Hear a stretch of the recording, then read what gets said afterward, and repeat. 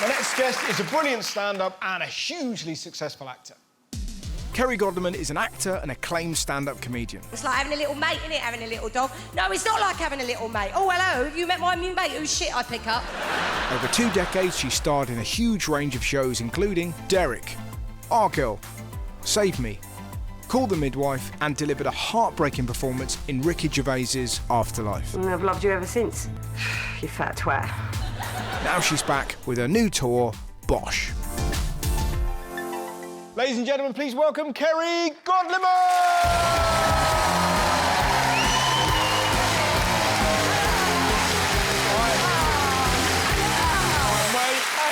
Very well. How are you? I'm very well, thank Excellent. you. That was a nice little...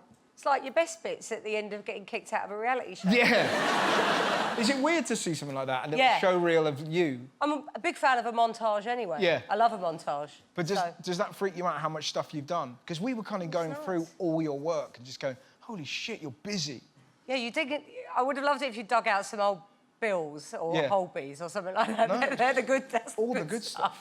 And I guess you're best known at the minute for being in Ricky Gervais's Afterlife. Yep. Playing a dead woman. I played his dead wife. That's right, yeah. Speaking from beyond the grave. So he's, like, grieving and he's watching videos of her. Well, initially, she leaves him videos to tell him how to work the dishwasher and to remember to feed the dog and not give up on life. But actually, there's also other clips of just them hanging out and being happy together. And that's what's so lovely about it, is because there's clearly love between the two characters, and yet you also call him a fat twat. Yeah, well, they're mates as well as lovely. A couple, and yeah, they've got a real connection. And I found it weird watching it, seeing you. It was quite harrowing. Yeah. And I was thinking, what was it like for your family, kind of watching that? It broke my husband. I can imagine, yeah. Because I was out, I had a gig, and he watched it on his own, and when I came back, he was in bits. Yeah. He was like, that's my wife. And have the kids seen it? No. Yeah, I was going to say, it'd be too much. I think it's too much, yeah. Brilliant as it is. They've seen the trailer, so they get the gist. Yeah, the trailer's enough to scare the shit out. They know what happens. And from that, you've also got a Channel 4 show out that is around porn. Yeah, adult material, yeah. It's a real mix to go from Ricky Gervais to porn. Yeah, it's not porn, Russell. I'm not doing porn. I said it was about clarity. Porn. Yeah. But it's in the world of porn. It's set in the world of porn, yes. So what are you performing? I do not perform porn. Not suggesting that. I don't do porn. No? At the moment. No. But what is your character? Yeah. I'm a German plumber. My character is an MP and a barrister, so she very much does not do the porn. But the main character, it's her story, and she's a porn star. And it's about consent and power and stuff like that. The whole thing is a little bit about consent, among other things. And you don't see porn. Yeah. Because then it would be porn. Yes. But was that something... How old are your kids? 13 and 10. So was that a thing where you... They're not watching that. No.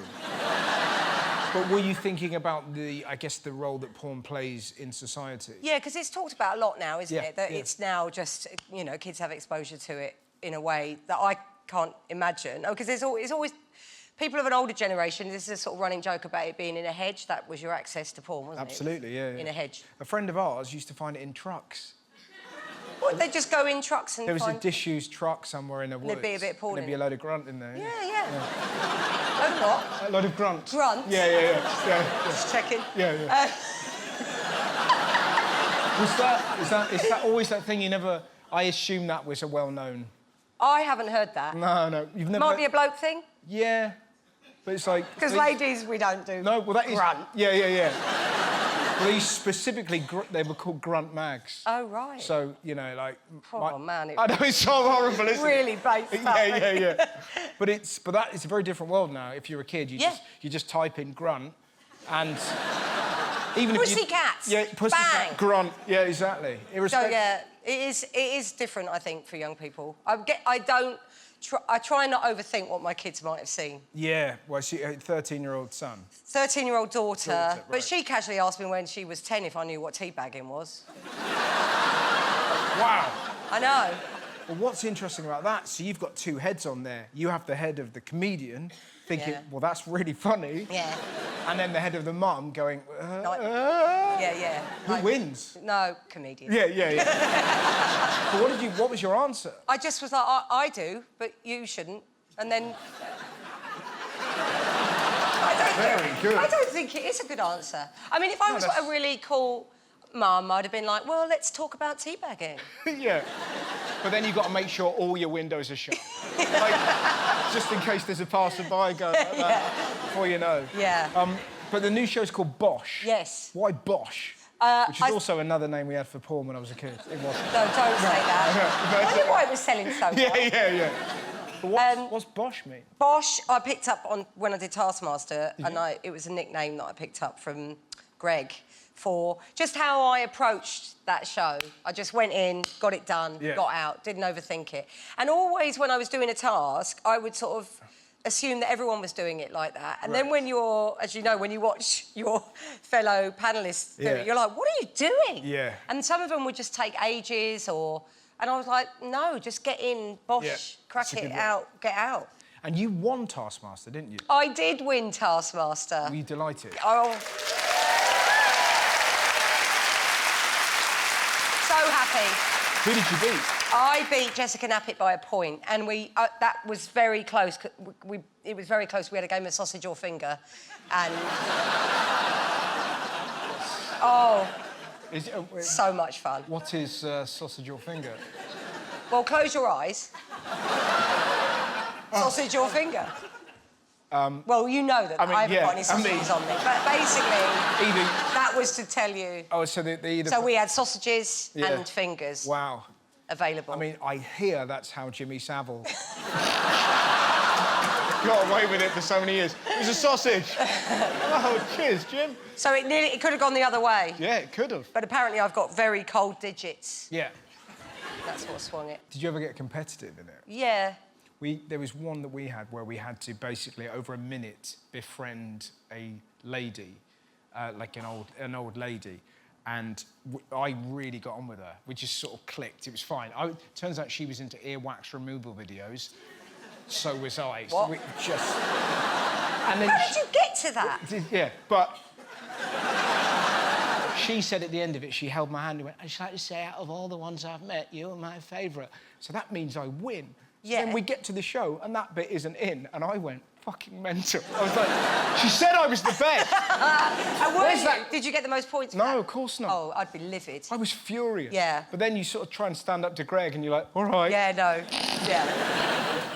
So, Bosh, are you like that in real life? Yeah. Just... Yeah, a little bit abrasive. Right. Maybe a little bit. And the show is the stand-up show is about sort of unpicking that a bit. And like I am like that, and can be funny. Like sometimes my kids are like, funny. "Why are you so angry, Mummy?" It's like, because it's funny. Yeah. So it can be amusing, but also the show is about reflecting on when it is inappropriate and.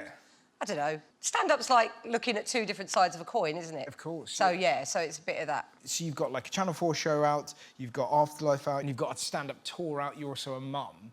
Do you ever relax? I do relax. What do you do? But those things don't all happen at the same time. No, but it's a lot of stuff. I have holidays, I do yoga, I garden.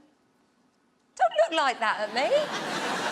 What holidays? What are we talking? Wait. I like any holiday, but I do really like a camping holiday. Do you really? I do. No, hang on, you're doing the same face you did with the gardening. It just feels a bit naff.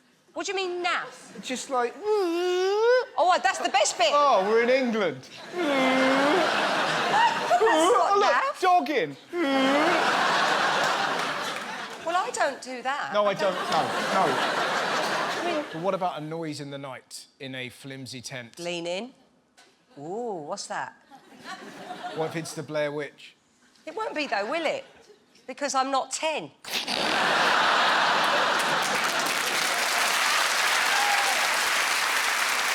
So basically, Kerry's all over our TV, or you can go and see her live. She's absolutely brilliant. You should do that. Ladies and gentlemen, please give it up for the wonderful Kerry Godliman! Thank you.